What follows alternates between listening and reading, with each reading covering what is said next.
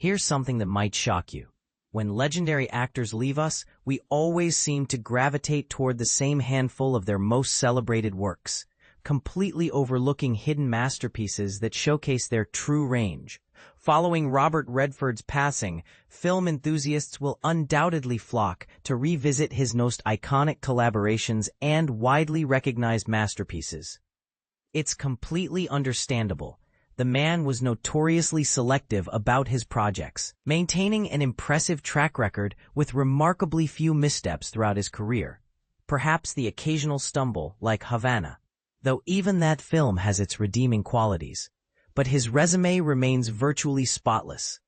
In the coming weeks, movie lovers will inevitably rediscover his legendary partnerships with Paul Newman in both Butch Cassidy and the Sundance Kid and The Sting. They'll revisit timeless favorites such as All the President's Men, The Natural, The Way We Were, Out of Africa. Admittedly, not everyone's cup of tea, but that haunting musical score remains absolutely unforgettable. The Horse Whisperer, Indecent Proposal, and countless other celebrated titles. But here's where it gets controversial.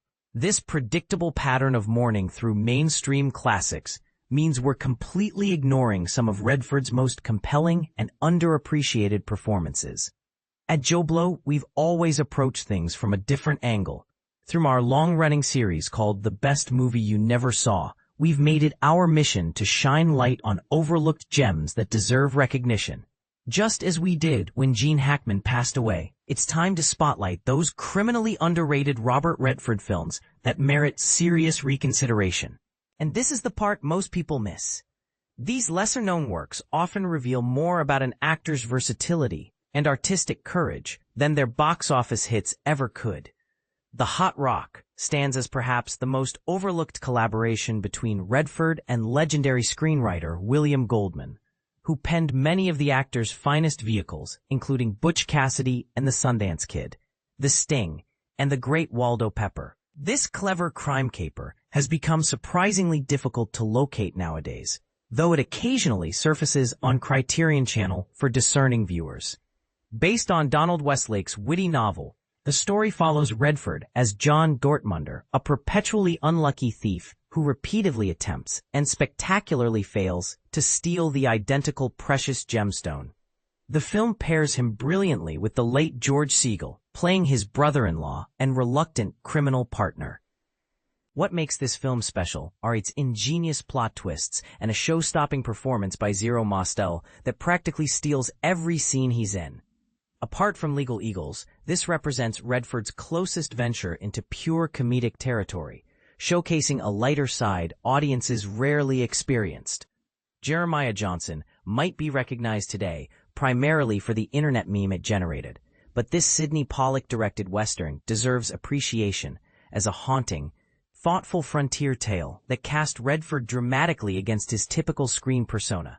Playing a heavily bearded mountain man represents a stark departure from his usual clean-cut image.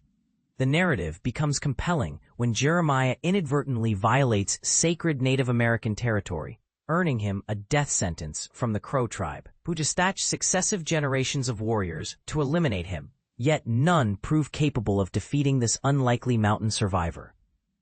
While the climax embraces traditional action elements, the film's heart lies in its romantic storyline, depicting Jeremiah's attempt to build a meaningful life with a Crow leader's daughter, before tragedy inevitably intervenes. Redford brought an unexpected tenderness and vulnerability to this role that more obvious choices like Steve McQueen or Clint Eastwood would likely have been unable to match. 3 Days of the Condor marked an unusual foray into action territory for Redford, but he chose this paranoid post-Watergate thriller wisely. His character, a CIA analyst, accidentally uncovers a vast government conspiracy and suddenly finds himself pursued by the very agency he serves.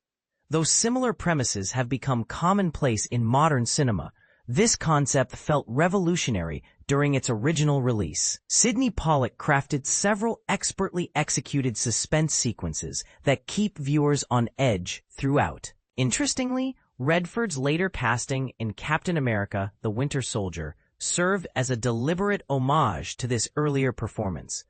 Brubaker showcases Redford in one of his most hard-hitting dramatic roles, portraying a reformist prison warden committed to dismantling a thoroughly corrupt correctional system. Drawing inspiration from actual events, the film features an exceptional opening act where the protagonist operates undercover as an ordinary prisoner, with audiences remaining unaware of his true identity as the new warden until well into the story's progression. This compelling premise pairs excellently with another prison-themed film from later in his career, The Last Castle, creating an interesting thematic bookend. Spy Game deserves recognition over the more obvious choice of Sneakers, though honestly, that film has already achieved classic status among tech thriller enthusiasts. This sleek, technology-driven thriller from director Tony Scott created an effective partnership between Redford and Brad Pitt, whom Redford had previously helped launch to stardom in A River Runs Through It. Scott's signature rapid-fire editing style and kinetic visual approach produced something completely unlike anything else in Redford's extensive filmography, proving his adaptability to different directorial visions. For those hungry for additional underrated Redford treasures, consider seeking out All Is Lost, The Old Man and the Gun, The Electric Horseman, and The Candidate, each offering unique insights into his remarkable range as a performer. Now here's what I want to know, and this might spark some heated debate. Are we doing a disservice to legendary actors by only celebrating their most commercial successes while ignoring their more adventurous artistic choices? Do these overlooked films actually represent their truest artistic achievements? And more provocatively, is our tendency to stick with safe classics preventing us from discovering genuinely superior filmmaking? What's your take on Robert Redford's most underappreciated performance? Do you think mainstream audiences are missing out on his best work? Or do the popular classics deserve their celebrated status? Share your thoughts and defend your choice. I have a feeling this discussion could get pretty heated.